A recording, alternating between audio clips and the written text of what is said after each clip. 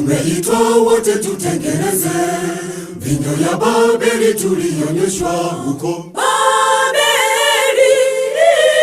Baada ya Asiria kuvamiwa na mafundisho ya kipagani, njoni tujifunze pamoja, njoni tuyachunguze maandiko, njoni tuhubiri neno la Mungu. Njoni tujifunze pamoja, njoni tuyachunguze maandiko, njoni tuhubiri neno la Mungu. Mungu atafuta mashujaa watakaosema dhambi za Babeli wasimame, kama Yeremia alisimamia neno. Wachungaji wa leo ni vibaraka, wapapa mafuta wa Shetani, wameacha ukweli, wafundisha mapokeo toka Roma. Mungu atafuta mashujaa watakaosema dhambi za Babeli wasimame, kama Yeremia alisimamia neno. Wachungaji wa leo ni vibaraka, wapapa mafuta wa Shetani, wameacha ukweli, wafundisha mapokeo toka Roma.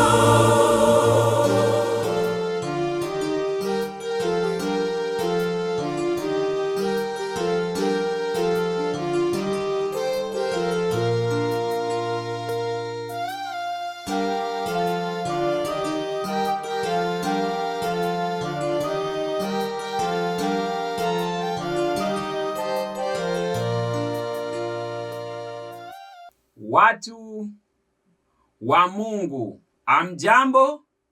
Nina wasalimu katika jina lake Bwana wetu Yesu Kristo.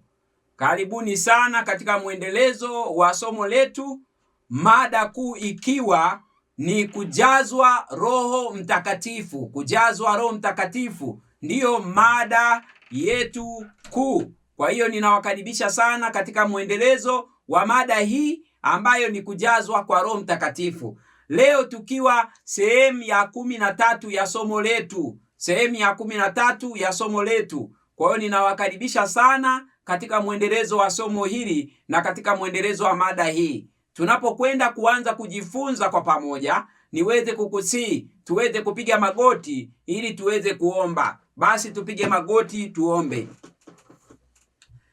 Baba yetu na Mungu wetu wa mbinguni mwema, ninakushukuru kwa ukarimu wako na neema yako ya upendo. Asante kwa jinsi ulivyotulinda na kutusaidia. Asante kwa jinsi ambavyo umetupa nafasi tena ya kuja kujifunza pamoja neno lako. Na kusihi uweze kuwa pamoja nasi. Yote tunayokwenda kujifunza yafai kutuongoza katika ufalme wako, na hatimaye tuwekwe katika upande wako, tutoke katika upande wa yule muovu. Tunakusihi saa hii uweze kuwa pamoja nasi, uweze kuwa pamoja na mtazamaji na mfuatiliaji, ukamjaze kwa Roho yako Mtakatifu. Nami ninakusihi Bwana, saa hii ukapate kuniongoza yale ambayo ninayasema Bwana, niongozwe na nguvu ya Roho wako. Naomba hayo machache kupitia jina la mwanao Yesu Kristo. Amina.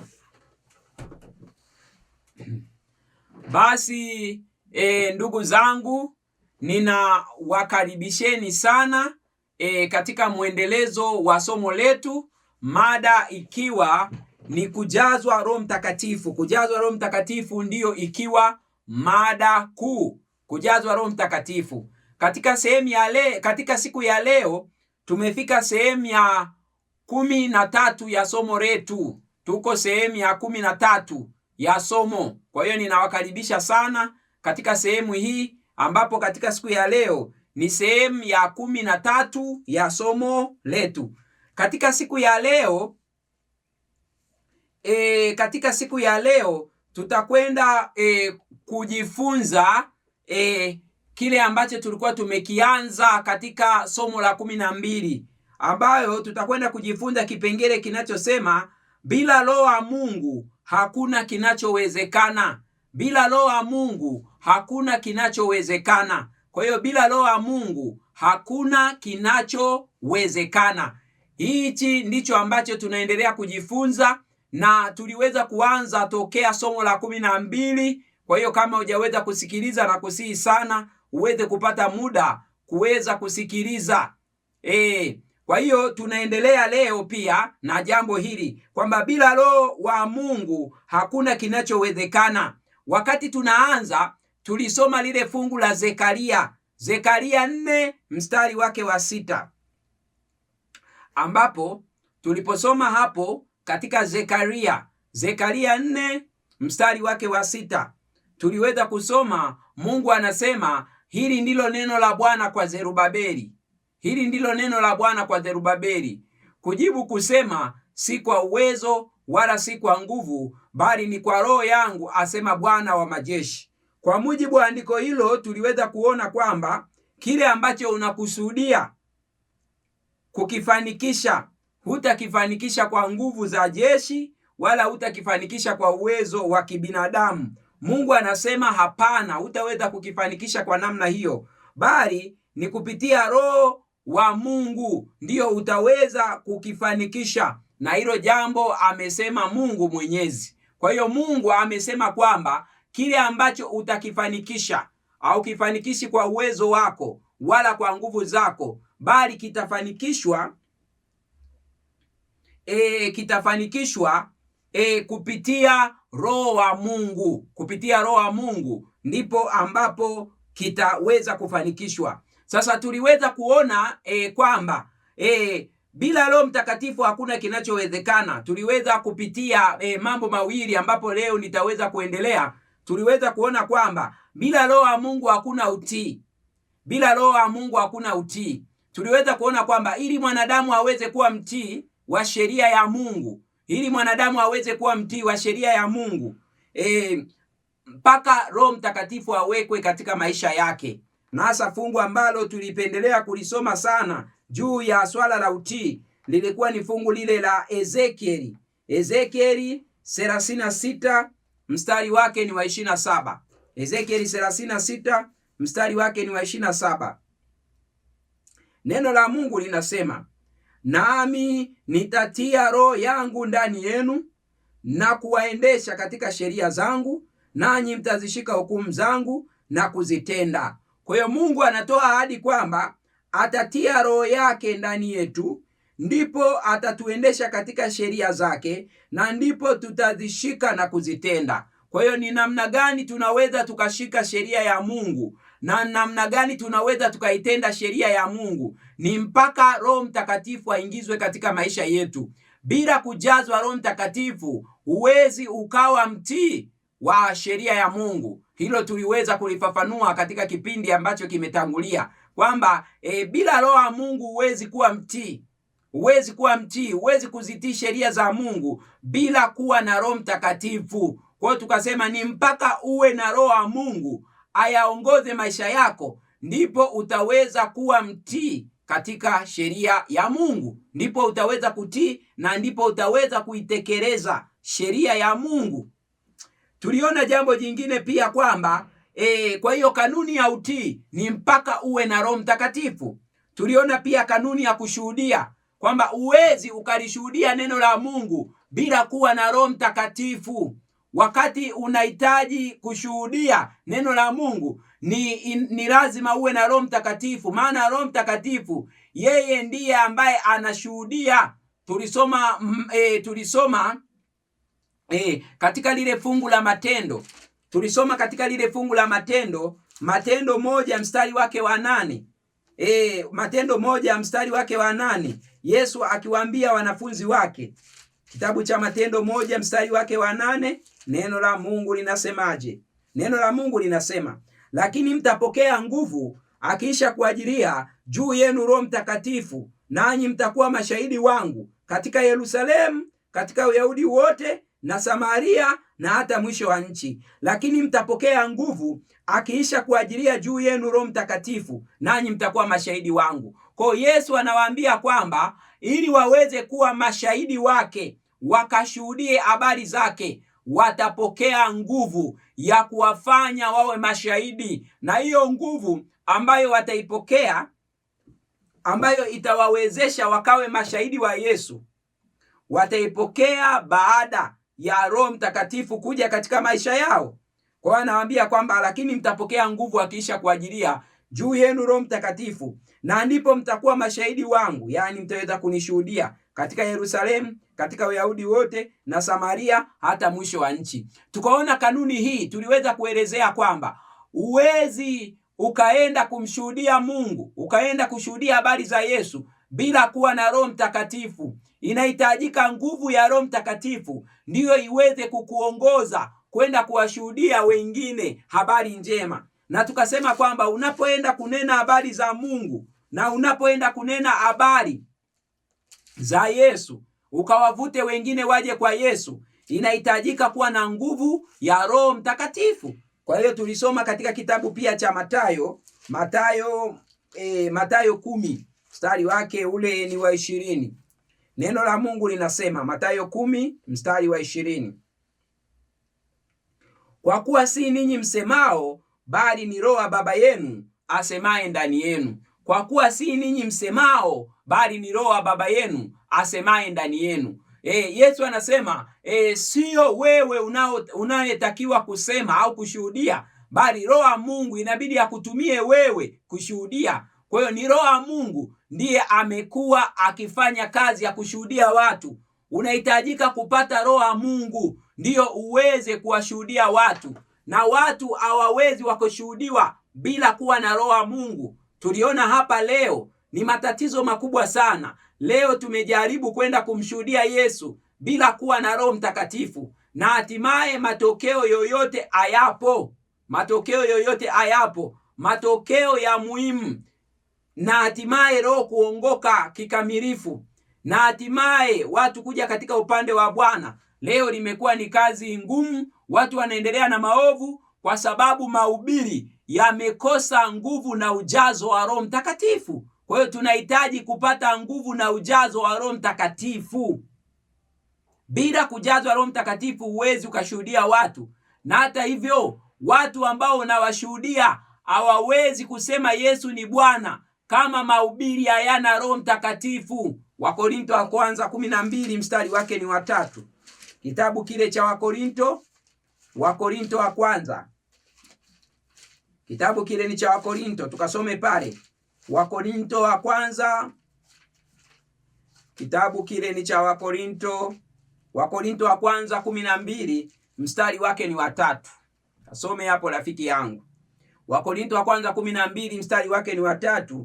Neno la Mungu linasema, kwa hiyo na waarifu ya kwamba hakuna mtu anenaye katika Roho wa Mungu kusema Yesu amelaaniwa. Kwa hiyo na waarifu ya kwamba hakuna mtu anenaye katika Roho wa Mungu kusema Yesu amelaaniwa, wala hawezi mtu kusema Yesu ni Bwana isipokuwa katika Roho Mtakatifu. Huwezi kusema Yesu ni Bwana ukamkiri na kumkubali kama hujaongozwa na Roho Mtakatifu. Ni Roho Mtakatifu ndiyo ataweza kukuongoza mpaka ukakubali na ukaamini Yesu ni Bwana. Kwa hiyo unaona kwamba kuna umuhimu kwamba wale ambao wanaihubiri Injili waweze kuongozwa na Roho Mtakatifu. Roho Mtakatifu ndiye aweze kuwaongoza. Kwa hiyo inahitajika nguvu ya Roho Mtakatifu ndiyo iongoze katika kuwashuhudia wengine habari njema, katika kuwaeleza wengine habari zimhusuzo Yesu. Kwa hiyo bila Roho Mtakatifu hakuna ushuhuda, hakuna utume. Huwezi kwenda kushuhudia kama huna Roho Mtakatifu, maana hata watu wao unaoenda kuwashuhudia hawawezi wakamkubali Yesu kikamilifu bila Roho Mtakatifu. Na ndio unaona kwamba Injili ambayo mitume waliweza kuihubiri ni tofauti na Injili ambayo inahubiriwa leo. Mitume waliweza kuwahubiria watu Injili kwa Roho Mtakatifu, au waliweza kuhubiri watu Injili kupitia Roho Mtakatifu. Lakini leo maneno ambayo yamekuwa yakifundishwa ni maneno matupu. Ni maneno matupu. Hebu tukasome katika kitabu cha Wathesalonike wa kwanza 1 mstari wake wa 5. Mtume Paulo akieleza kwamba katika kuhubiri Injili ni namna gani wao waliweza kuipeleka injili ya Mungu. Katika kitabu cha Wathesalonike wa kwanza 1 mstari wake wa 5, neno la Mungu linasema ya kwamba injili yetu haikuwafikia katika maneno tu, ya kwamba injili yetu haikuwafikia katika maneno tu, bali katika nguvu na katika Roho Mtakatifu na uthibitivu mwingi, kama vile mnavyojua jinsi zilivyokuwa tabia zetu kwenu.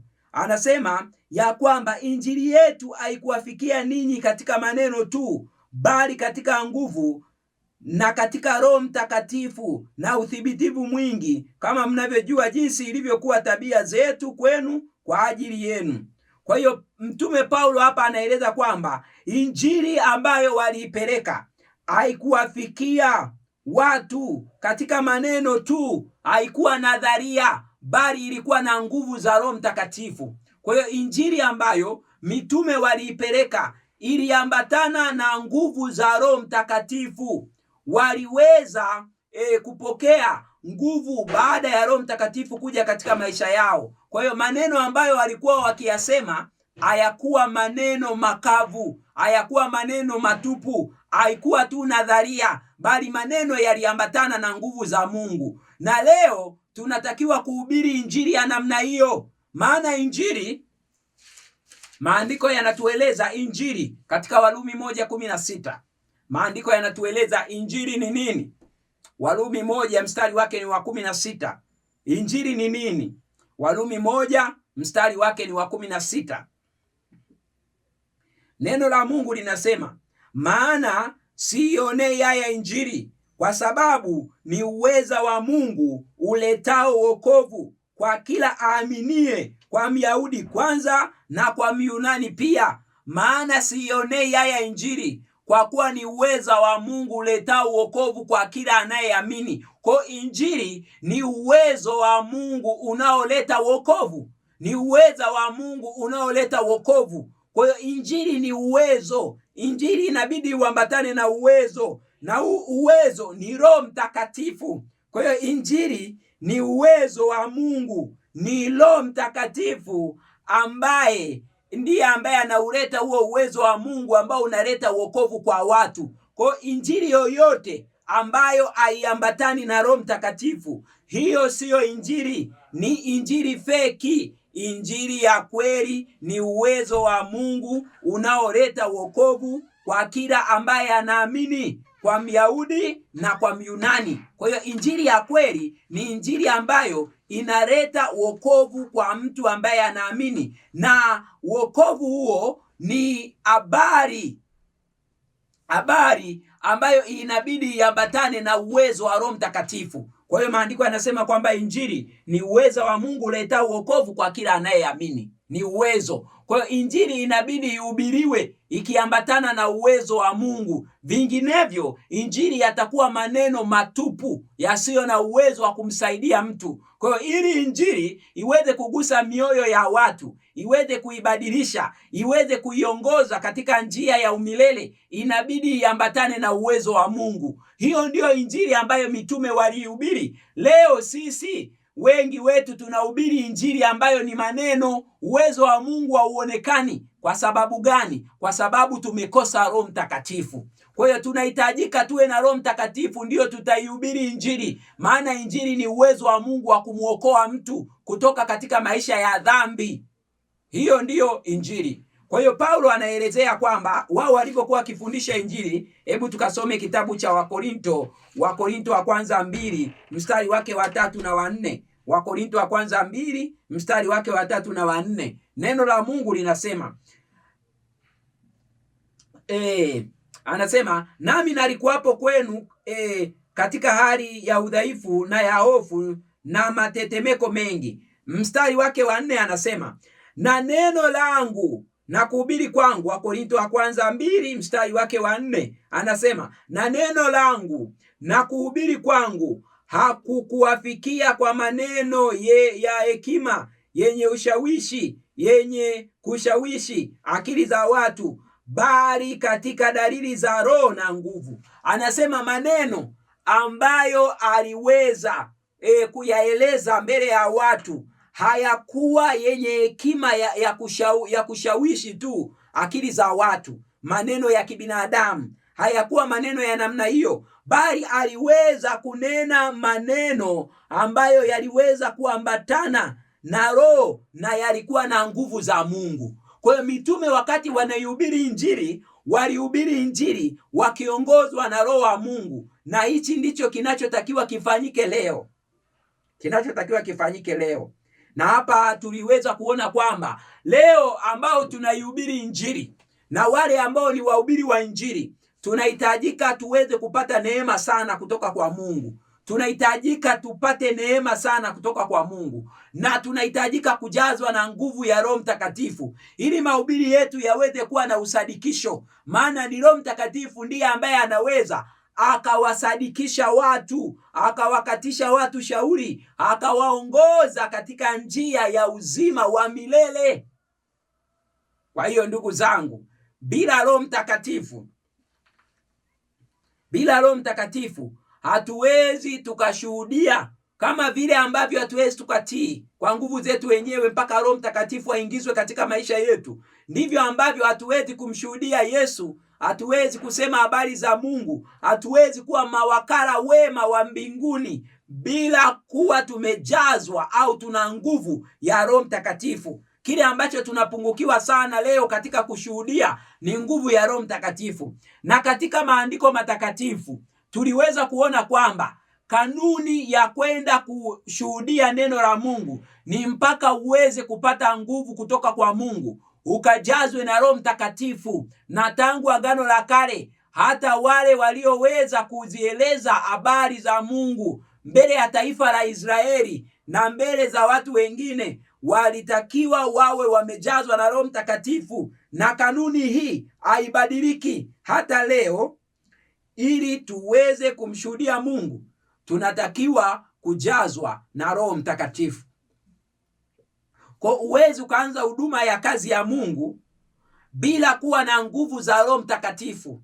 Uwezi ukaanza huduma ya kazi ya Mungu bila kuwa na huduma ya Roho Mtakatifu, bila kuwa na uongozi wa Roho Mtakatifu. Lakini leo cha ajabu, tumeweza kuingia katika kazi ya Mungu, na wachungaji na watenda kazi tumeweza kufanya kazi bila kuongozwa na Roho wa Mungu. Tumejifunza kufanya kazi kwa kujitegemea, na ndiyo maana kazi inayofanyika haina manufaa yoyote na siyo kazi ya Mungu. Kwa hiyo pale ambapo hatuongozwi na Mungu katika kazi yake, hiyo kazi haiwi ya Mungu. Maana maandiko yanasema kwenye Warumi 8 mstari wa 14, kwa kuwa wote wanaoongozwa na Roho wa Mungu hao ndio wana wa Mungu. Kwa kuwa wote wanaoongozwa na Roho wa Mungu hao ndio wana wa Mungu. Kwa hiyo tunahitajika tuongozwe na Roho wa Mungu katika kila jambo. Hata katika kumshuhudia Mungu, hatuwezi kuzieleza habari za Mungu kwa watu bila kuwa tuna Roho Mtakatifu. Haiwezekani. Na hii unakuja kuona kwamba hata Yesu Kristo katika huduma yake, kabla hajaweza kuianza kazi ya kwenda kufundisha watu neno la Mungu, ilibidi aweze kupokea nguvu ya Roho Mtakatifu, ilibidi aweze kujazwa na Roho Mtakatifu, ndipo aweze kuifanya kazi ya Mungu, ndipo aweze kwenda kulihubiri neno la Mungu. Yesu hakuanza kazi pasipo kupokea nguvu kutoka kwa Mungu, pasipo kujazwa na Roho Mtakatifu. Hebu tuweze kuliona hili kuhusu habari za Yesu. Kitabu kile ni cha Luka 4. Twende tukasome Luka Injili 4. Luka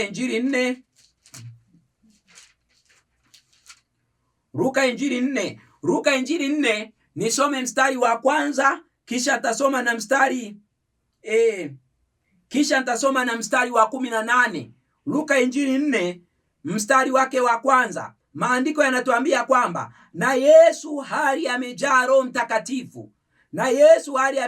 Mtakatifu alirudi kutoka Yordani akiongozwa na Roho muda wa siku 40 nyikani. Sasa andiko hili linatuambia kwamba Yesu alikuwa amejaa na Roho Mtakatifu baada ya kuwa amebatizwa. Aliweza kupokea nguvu kutoka kwa Mungu, aliweza kujazwa na Roho Mtakatifu. Na maandiko yanatuambia kwamba Yesu hali amejaa Roho Mtakatifu alirudi kutoka Yordani. Yordani ni mahali ambapo alikuwa Yohana anabatiza. Kwa hiyo Yesu akiwa ametoka huko Yordani alikuwa amejaa Roho Mtakatifu, tayari alikuwa amejazwa Roho Mtakatifu, akaongozwa na Roho muda wa siku 40. Kwa hiyo hata baada ya Yesu kuwa amejaa na Roho Mtakatifu muda wa siku 40, maandiko yanasema aliongozwa na Roho. Na sio hapo tu, maisha ya Yesu yote yaliweza kujaa maombi. Kila siku aliweza kuomba kupokea ubatizo mpya wa Roho Mtakatifu. Ukisoma sasa mstari wa 18, namna gani Yesu alifanya kazi yake, neno la Mungu linasema, Roho wa Bwana yu juu yangu, kwa maana amenitia mafuta niwahubiri masikini habari njema. Amenituma kuwatangazia wafungwa kufunguliwa kwao, na vipofu kupata kuona tena, kuwaacha huru waliosetwa, na kuwatangazia mwaka wa Bwana uliokubaliwa.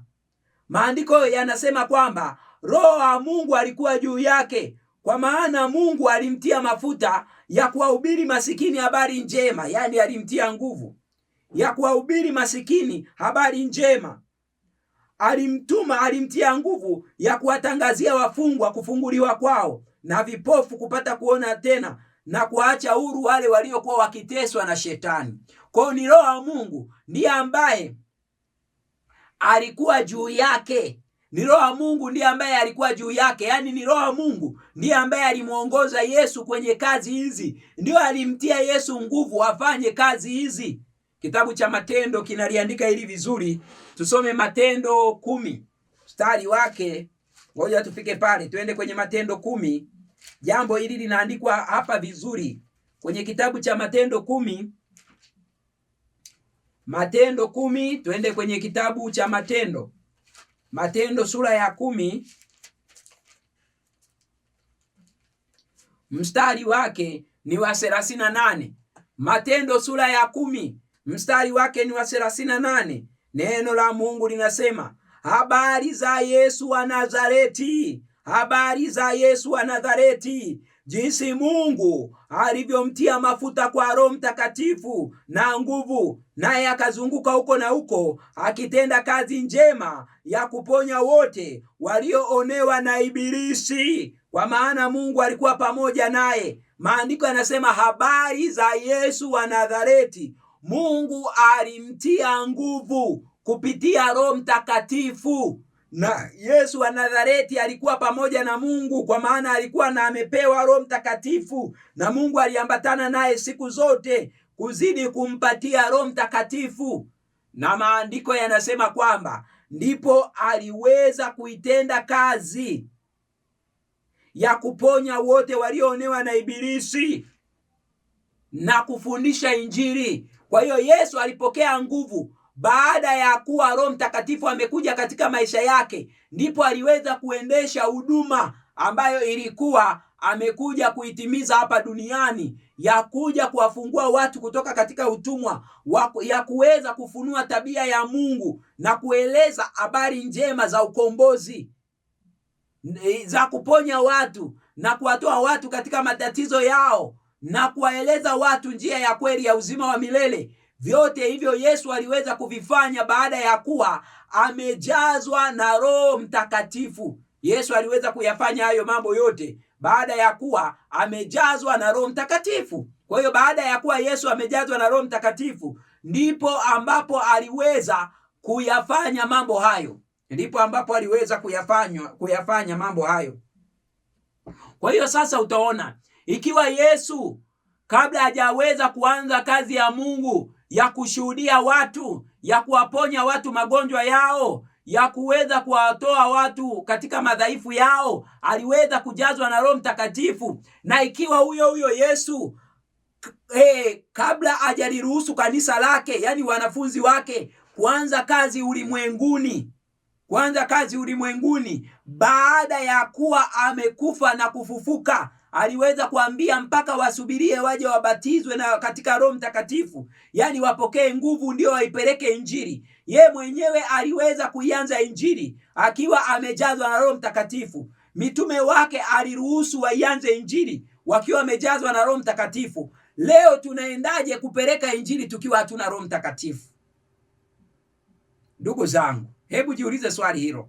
Leo tunaendaje kuipeleka Injili bila kuwa na nguvu za Roho Mtakatifu? Kazi ya Mungu inahitaji Roho Mtakatifu. Kwa hiyo bado tunaendelea kujifunza kipengele hichi kwamba bila Roho wa Mungu hakuna kinachowezekana. Kwa hiyo bila Roho wa Mungu hutia uwezekani, na bila Roho wa Mungu hatuwezi kushuhudia, hatuwezi kuwaeleza watu wengine habari za neno la Mungu, hatuwezi kuwavuta watu waweze kuiamini Injili. Na bila Roho wa Mungu hatuwezi kupata ujasiri wa kulihubiri neno la Mungu pasipo kuogopa. Leo watu sisi ni waoga kuipeleka Injili. Tunahofia pengine kuipeleka Injili tutagombana na viongozi wa serikali, tunahofia nafasi zetu, tunahofia vyeo vyetu, tunahofia maisha yetu, tunahofia mahusiano yetu na wenzetu huenda yatakuwa mabaya. Lakini kwa sababu hatuna ujasiri wa kulihubiri neno la Mungu popote pale, lakini tutakapopata nguvu ya Mungu tutaweza kuihubiri Injili popote pale pasipo kuhofia lolote.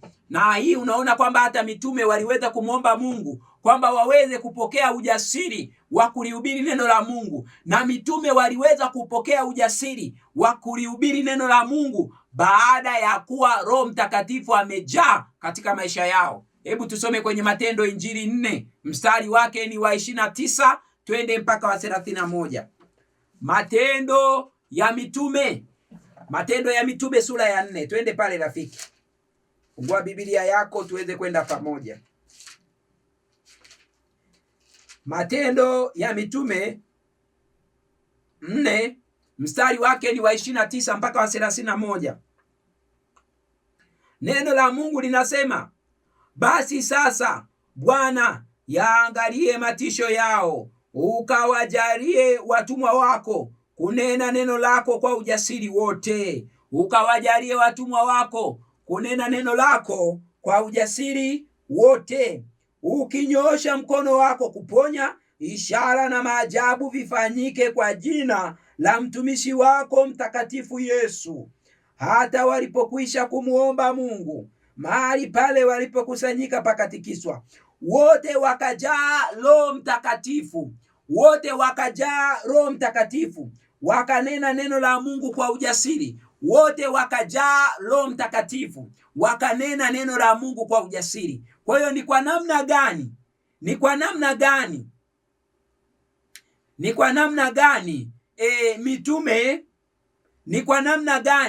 mitume waliweza kupata ujasiri wa kulihubiri neno la Mungu? Ni baada ya kuwa wamejazwa na Roho Mtakatifu. Baada ya kuwa wamejazwa na Roho Mtakatifu, mitume waliweza kupata ujasiri wa kulihubiri neno la Mungu na waliweza kupindua ulimwengu. Kama ukisoma Matendo 17 mstari wake wa 6, Matendo 17 mstari wake wa 6, maandiko yanasema, na walipowakosa wakamkokota Yasoni na baadhi ya ndugu mbele ya wakubwa wa mji, wakapiga kelele wakisema, watu hawa waliopindua ulimwengu wamefika huku. Watu hawa waliopindua ulimwengu wamefika huku. Kwa mitume waliweza kupindua ulimwengu. Mitume waliweza kupindua ulimwengu na hawakuweza kuhofia chochote katika kuipeleka Injili. Ni baada ya kuwa wamejazwa na Roho Mtakatifu. Kwa hiyo rafiki zangu ambao mnanisikiliza, pasipo Roho Mtakatifu hatuwezi kutii, na pasipo Roho Mtakatifu hatuwezi kumshuhudia Mungu, hatuwezi kuipeleka Injili. Na upungufu mkubwa leo katika kanisa, na upungufu mkubwa leo kwa washiriki mmoja mmoja na kwa mtu binafsi, na upungufu mkubwa leo kwa watendakazi wa Injili ni kupungukiwa Roho Mtakatifu, ni kukosa Roho Mtakatifu. Tunaoihubiri Injili tunatakiwa tuweze kuelewa tunahitajika nguvu, kunahitajika kuwa na nguvu ili maneno tunayoyasema yawe na usadikisho wa Roho Mtakatifu. Kwa hiyo bila Roho wa Mungu hakuna kinachowezekana. Bila Roho wa Mungu hatuwezi kutii, na bila Roho wa Mungu hatuwezi kushuhudia. Basi naomba nikazungumzie tena jambo jingine, kanuni ya mageuzi ya tabia. Kanuni ya mageuzi ya tabia. Bila Roho Mtakatifu, tabia ya mtu haiwezi ikageuka. Tabia ambayo imejengeka kwa muda mrefu kutokana na mazoea, haiwezi mtu akaiacha bila Roho Mtakatifu. Ni Roho Mtakatifu ndiye anaweza akaleta badiliko la tabia ya mtu. Roho Mtakatifu ndiye anaweza akaleta badiliko la kweli la tabia katika maisha ya mtu. Roho Mtakatifu ndiye anayeweza kuigeuza tabia ya mtu. Kwa hiyo bila Roho Mtakatifu, tabia ya mtu haiwezi ikageuka. Tusome katika kitabu kile ni cha Samueli wa kwanza 10 mstari wake ni wa 6. Samueli wa kwanza 10 mstari wake ni wa 6. Neno la Mungu linasemaje?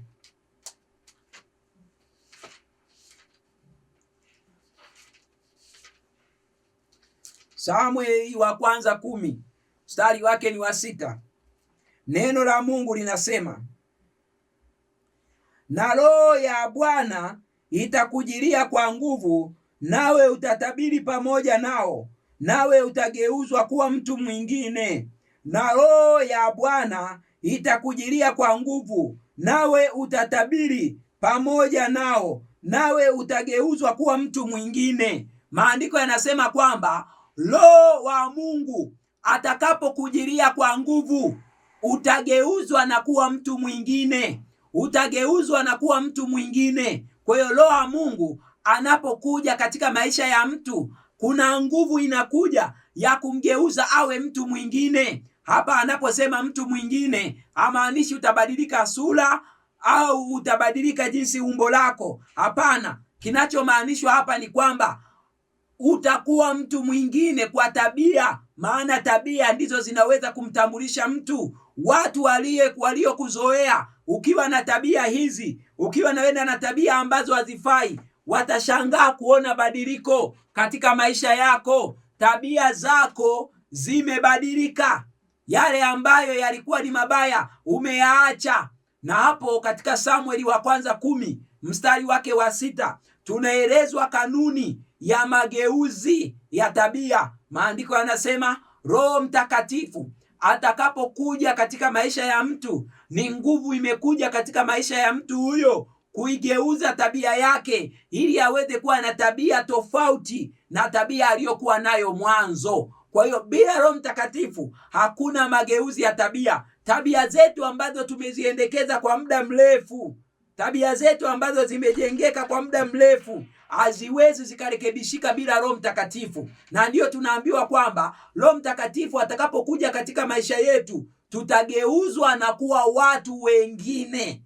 Angalia hiyo Samueli wa kwanza 10:6. Na Roho ya Bwana itakujilia kwa nguvu, nawe utatabiri pamoja nawe utageuzwa na kuwa mtu mwingine. Unaona kanuni ya kubadilika? Ni Roho wa Mungu atakapokuja katika maisha yako, nguvu itakuja katika maisha yako rafiki, utageuka na kuwa mtu mwingine. Tabia zetu haziwezi kuondoka. Hatuna uwezo wowote wa kujigeuza. Huwezi kubadilisha mitazamo yako na tabia yako. Ni Roho wa Mungu ndiye anaiweza kazi hiyo. Wakati Roho wa Mungu atakapokuja katika maisha yako, ni nguvu imekuja katika maisha yako ya kukugeuza na kuwa mtu mwingine. Kwa hiyo Roho wa Mungu atakapokuja katika maisha yako, ni nguvu imekuja ya kukusaidia wewe uweze kuwa mtu mwenye tabia nyingine. Kwa hiyo bila Roho Mtakatifu hakuna mageuzi ya tabia. Tabia haiwezi kubadilika. Tabia inaweza kubadilika tu kama matokeo ya utendaji wa Roho wa Mungu katika maisha yako. Utendaji wa Roho wa Mungu katika maisha yako. Na hichi ndicho ambacho tunakieleza kama kuzaliwa mara ya pili. Huwezi kuingia katika ufalme wa Mungu bila kuzaliwa mara ya pili. Badiliko hili la kutoka hali moja ya tabia, ya kutoka katika tabia ambazo zilikuwa hazifai kuja katika tabia zinazofaa, tabia zinazompendeza Mungu. Badiliko hili katika maandiko linaelekezwa kama kuzaliwa mara ya pili. Sasa tunazaliwa mara ya pili kupitia kupewa Roho Mtakatifu. Wakati tunapopewa Roho Mtakatifu, hapo ndipo tumezaliwa mara ya pili. Twende katika kitabu cha Yohana Injili sura ya 3. Tasoma mstari wa 3 na nitasoma pia mstari wake ule wa 8. Yohana Injili sura ya 3 mstari wake wa 3. Neno la Mungu linasema, Yesu akajibu akamwambia, amini amini nakuambia, mtu asipozaliwa mara ya pili hawezi kuona ufalme wa Mungu. Mtu asipozaliwa mara ya pili hawezi kuona ufalme wa Mungu. Kwa hiyo usipozaliwa mara ya pili hauwezi ukauona ufalme wa Mungu. Huwezi kabisa ukauona ufalme wa Mungu. Sasa tunazaliwaje mara ya pili? Katika kitabu cha Yohana Injili hii sura ya 3 ambayo tumetoka kusoma, tuliendee lile fungu la 8. Maandiko yanasemaje? Upepo uvuma uendako, na sauti yake waisikia, lakini hujui unakotoka wala unakokwenda. Kadhalika hali yake kila mtu aliyezaliwa kwa Roho. Hali yake kila mtu aliyezaliwa kwa Roho. Kwa hiyo tunazaliwa kwa Roho, na ni kupitia Roho Mtakatifu ndipo tunafanywa upya. Kupitia Roho Mtakatifu ndipo tunafanywa upya. Kwa hiyo tunazaliwa kwa Roho.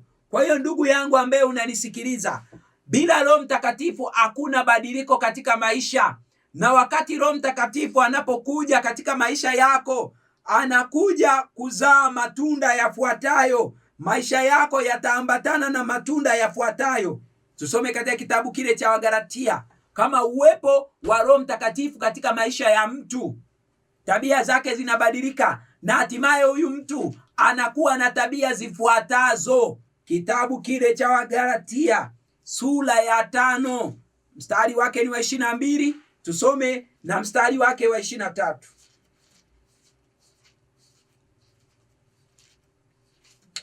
Wagalatia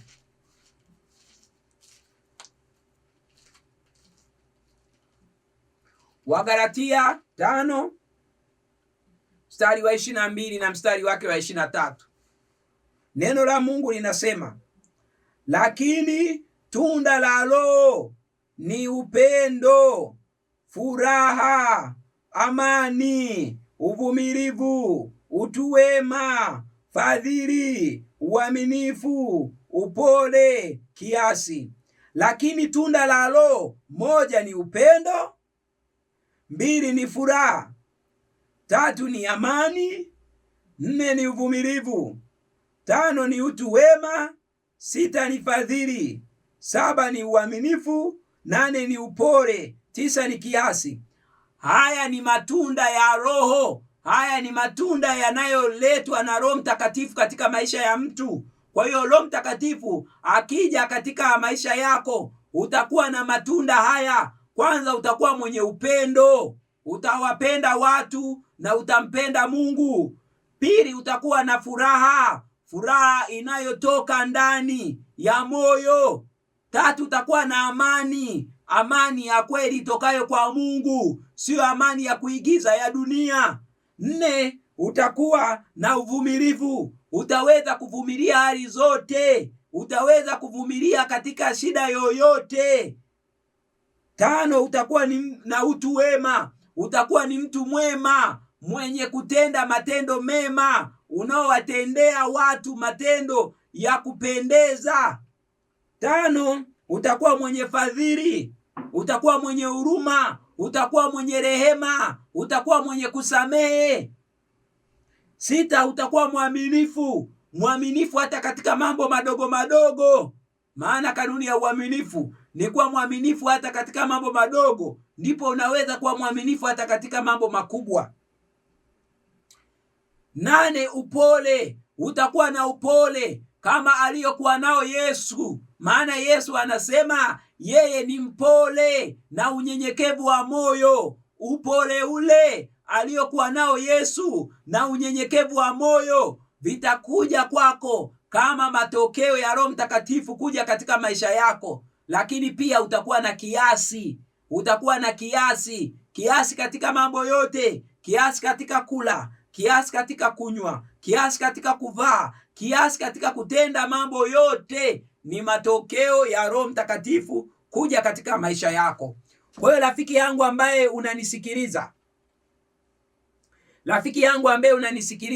bila Roho Mtakatifu hakuna mageuzi ya tabia. Pasipo Roho Mtakatifu tabia yako haiwezi ikageuka. Ni mpaka Roho Mtakatifu afanye kazi katika maisha yako, ndipo ambapo utaweza kugeuka tabia yako. Kwa hiyo tabia zako zinaweza zikageuka kama matokeo ya Roho Mtakatifu kuja katika maisha yako. Kwa hiyo bila Roho Mtakatifu hakuna mageuzi ya tabia. Huwezi wewe mwenyewe kuigeuza tabia yako, na kujaribu kuigeuza tabia yako kwa nguvu zako mwenyewe ni kufanya kitu kisichowezekana. Kwa muda unaweza ukaonekana umeliweza jambo hilo, lakini kwa muda yale mambo ambayo ni asili yako na tabia yako yatarudi tena. Kwa hiyo mageuzi ya tabia hayawezi yakafanikiwa bila kazi ya Roho Mtakatifu katika maisha yako. Kwa hiyo bila Roho Mtakatifu hakuna kinachowezekana. Bila Roho Mtakatifu, kama tulivyoona, utii hauwezekani. Bila Roho Mtakatifu, kama tulivyoona, huwezi kushuhudia Injili. Na bila Roho Mtakatifu, kama tulivyoona, huwezi kuigeuza maisha yako. Kwa hiyo maisha yetu yanaweza yakageuka na yakawa bora kupitia kazi ya Roho Mtakatifu tu. Kwa hiyo ni kupitia kazi ya Roho Mtakatifu ndipo maisha yetu yanaweza yakageuka. Kwa hiyo maisha yetu yanageuka na kuwa safi kupitia kazi ya Roho Mtakatifu. Ni kupitia kupewa Roho Mtakatifu ndipo maisha yako na ndipo maisha yangu yanaweza yakageuka. Ni kazi ya Roho Mtakatifu tu katika maisha ndiyo ambayo inaweza ikalifanikisha jambo hilo la kugeuza tabia. Kwa kupitia Roho Mtakatifu ndipo tunafanyika upya. Nisome katika kitabu cha Tito. Nisome katika kitabu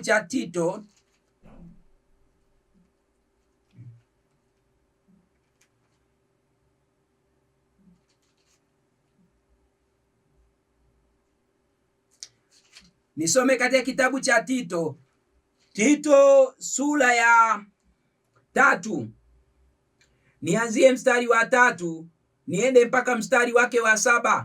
Maandiko yanasema kwamba maana hapo zamani, Tito sura ya 3 naanzia mstari wa 3 twende mpaka mstari wake wa 7. Maandiko yanasema maana hapo zamani sisi nasi tulikuwa hatuna akili, tulikuwa waasi, tumedanganywa, huku tukitumikia tamaa na anasa za namna nyingi.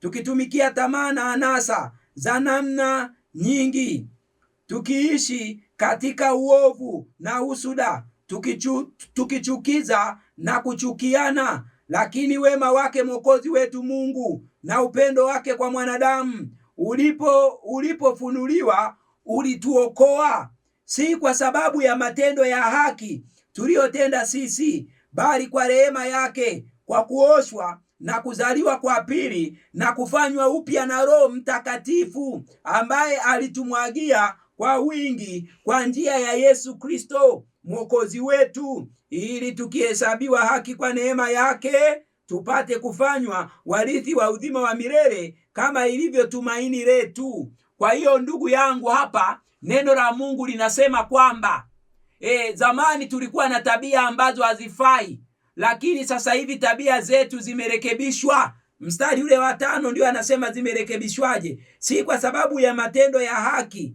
ambayo tumetenda sisi ndiyo tumeokolewa, bali kwa rehema yake na kuoshwa na kuzaliwa kwa pili na kufanywa upya na Roho Mtakatifu. Kwa hiyo Mungu anatubadilishaje? Anatuzaa mara ya pili, anatuosha na anatufanya upya kupitia Roho Mtakatifu. Kwa hiyo kupitia Roho Mtakatifu tunazaliwa mara ya pili, kupitia Roho Mtakatifu tunaoshwa, yani tunatakaswa, kupitia Roho Mtakatifu tunafanywa upya. Kwa hiyo kufanywa upya, mtu kuwa kiumbe kipya, mtu kuwa kiumbe kipya ni matokeo ya ufanyaji wa kazi wa Roho Mtakatifu. Kwa hiyo kanuni ya kugeuka tabia ni Roho Mtakatifu kuletwa katika maisha ya mtu, ni Roho Mtakatifu kuletwa katika maisha yako. Kwa hiyo ni mpaka Roho Mtakatifu aletwe katika maisha yako ndipo tabia zako zinaweza zikabadilika. Tabia zako haziwezi zikabadilika kama Roho Mtakatifu hajaletwa katika maisha yako. Kwa hiyo kanuni ya utii, ili uweze kutii sheria ya Mungu, ni mpaka uwe na Roho Mtakatifu. Kanuni ya kulishuhudia neno la Mungu, ili uweze kulishuhudia neno la Mungu, ni mpaka uwe na Roho Mtakatifu. Kanuni ya maisha yako kugeuka, tabia zako kuzishinda, kanuni ya tabia ya maisha ya mtu kutoka katika hali moja ambayo ni mbaya kuja katika hali njema, ni kazi ya Roho Mtakatifu. Kanuni hiyo ni mpaka Roho Mtakatifu aingizwe katika maisha ya mtu huyo. Je, rafiki zangu mnaonisikiliza, hauoni haja ya kwamba saa hii tukajazwe na Roho Mtakatifu? Maana bila Roho Mtakatifu haya mambo yote ambayo nimeyasema hayawezekani. Na tutaendelea na kipengele hichi ambacho kinasema bila Roho Mtakatifu hakuna kinachowezekana. Tutaendelea kuona mambo mbalimbali ambayo yanafanikishwa tu na uwezo wa Roho Mtakatifu. Saa hii nimefika jambo la tatu nikilielezea. Saa hii nimefika jambo la tatu nikilielezea ya kwamba jambo la kwanza nimeelezea huwezi kuwa mtii bila Roho Mtakatifu. Jambo la pili nimeelezea huwezi kushuhudia neno la Mungu bila Roho Mtakatifu. Na sasa jambo la tatu nimelielezea bila Roho Mtakatifu maisha yako hayawezi yakabadilika.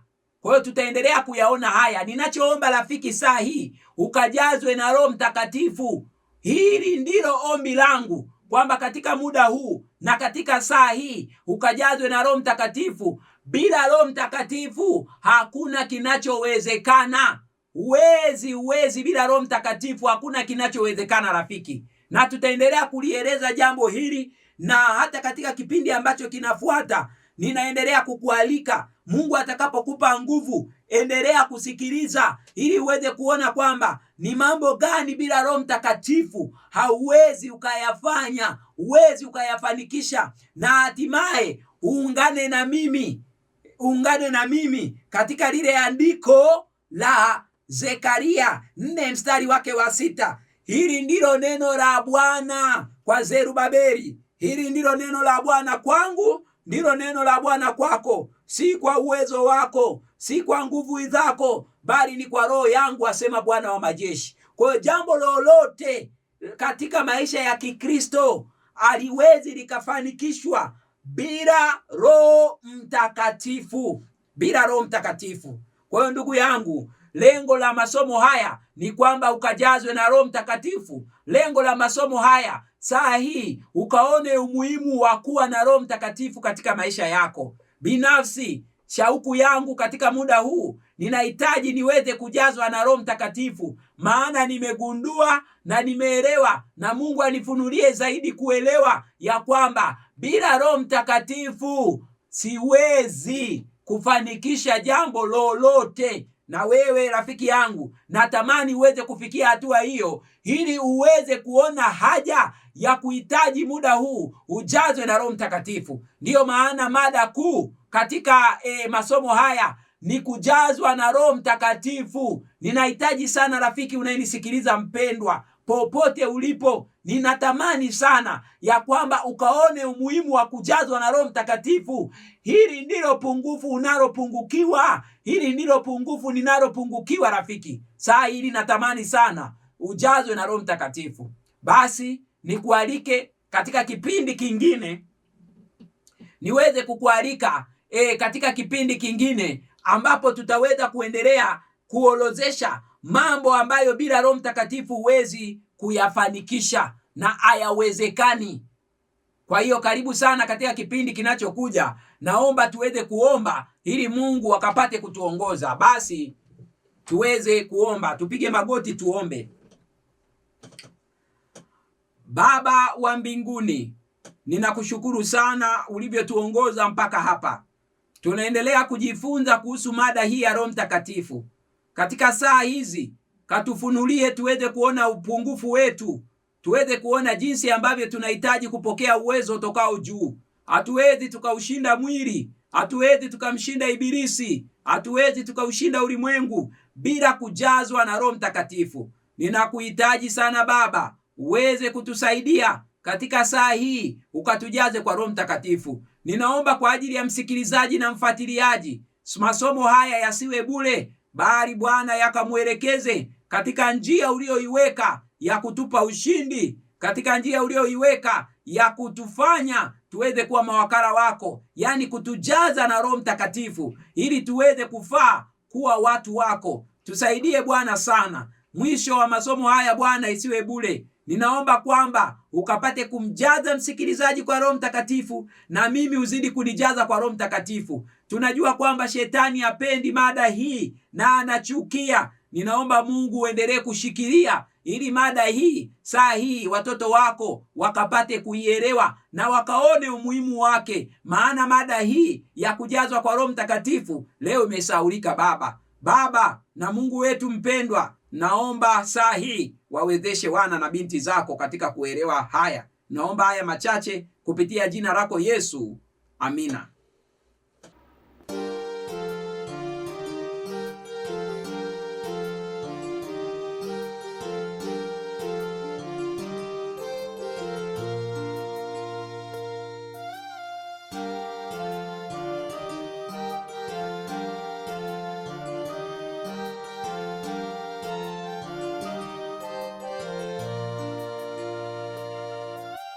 Tumeitwa wote tutengeneze vinyo ya Babeli tulionyeshwa huko Babeli.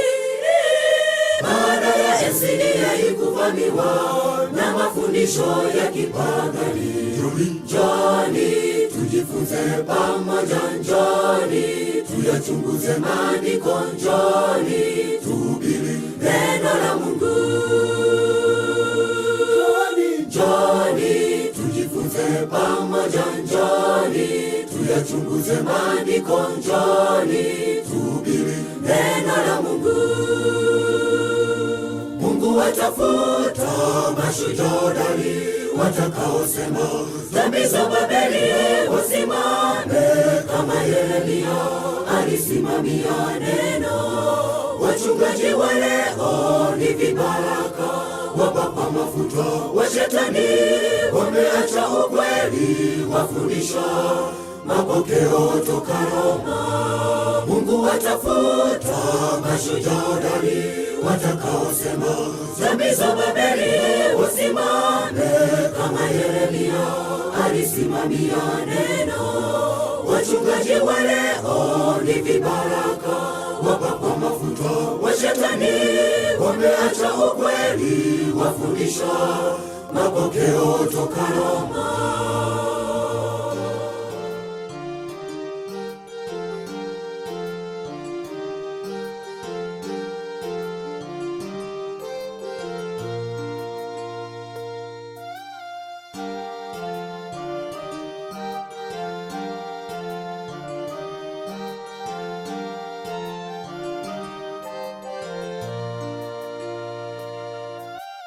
Kipi ulichokimbia Roma? Kipi unachofundisha leo? Mafundisho ina bima na msalaba, kanuni eiwa ina lesoni. Sio agizo la Yesu, sio agizo la mitume, bali agizo la upapa. Agizo la Yesu, sio agizo la mitume, bali agizo la upapa. Mungu atafuta mashujaa hodari watakaosema dhambi za Babeli wasimame, kama Yeremia alisimamia neno. Wachungaji wa leo ni vibaraka, wapakwa mafuta wa Shetani, wameacha ukweli, wafundisha mapokeo toka Roma. Mungu atafuta mashujaa hodari watakaosema dhambi za Babeli wasimame, kama Yeremia alisimamia neno.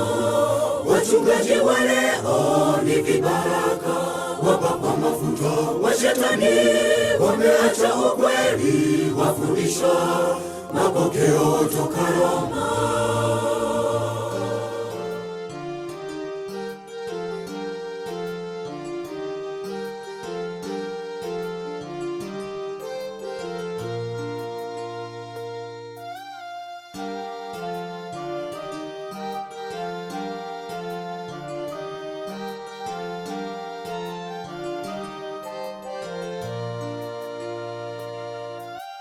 Nini maana ya matengenezo? Ni kuinua nuru iliyokanyagwa na kutoa maonyo juu ya makanisa yaliyoacha ukweli na kuungana na ulimwengu. Njoni tujifunze pamoja, njoni tuyachunguze maandiko, njoni tuhubiri neno la Mungu. Njoni tujifunze pamoja, njoni tuyachunguze maandiko, njoni tuhubiri neno la Mungu. Mungu atafuta mashujaa hodari watakaosema dhambi za Babeli wasimame, kama Yeremia alisimamia neno. Wachungaji wa leo ni vibaraka, wapakwa mafuta wa Shetani, wameacha ukweli, wafundisha mapokeo toka Roma. Mungu atafuta mashujaa hodari watakaosema dhambi za Babeli wasimame, kama Yeremia alisimamia neno. Wachungaji wa leo ni vibaraka, wapakwa mafuta wa Shetani, wameacha ukweli, wafundisha mapokeo toka Roma.